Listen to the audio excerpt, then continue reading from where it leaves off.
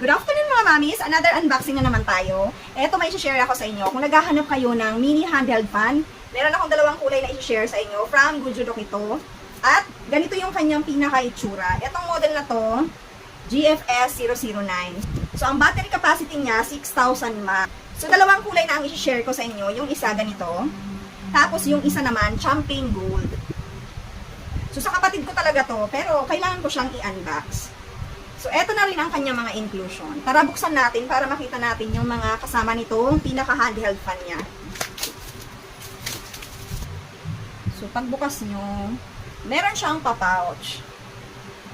So, etong kulay pala to, space gray. Siya. Oh, meron pang mga ganito. Mabigat. Ang ganda niya. So, ganito siya kalaki. So, yan yung pinaka-itsura niya. So, dito yung on. Dito sa likod yung on and off.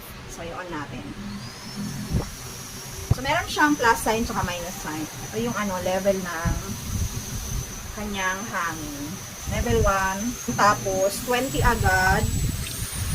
40. 60. Ang lakas 80. Ang lakas na. O, ito 100 na siya. Ang 1 pwede na tatagal to. Kasi 1 pa lang malakas na. Grabe, ang niya, ang lakas niya. Matutuwa dito yung kapatid ko. Kasi para to sa dalawa niyang anak na babae. So, dito yung off sa likod tsaka on. Oh, yan, naka-off na. So, dito din yung kanyang charging port. So, meron pa siyang kasamang ganito, dalawa. So, eto, kinakabit siya dito. So, next, meron siyang mini instruction booklet. Ayan. So, meron din siyang charging cord. Tapos, meron din siyang lanyard. Free lanyard. So, eto naman yung isang kulay, yung champagne gold. Pag binuksan, ganda ng box. Maganda siyang pan-gift. So, same lang. Meron siyang pouch. Ay, ang ganda ng kulay na to. Aesthetic yung kulay niya. Ang ganda naman. So, same lang din dun sa una kong pinakita. Pati yung inclusion niya. Test natin. On and off, nasa likod. Charging port, nasa likod. Uy, ang ganda niya sa personal.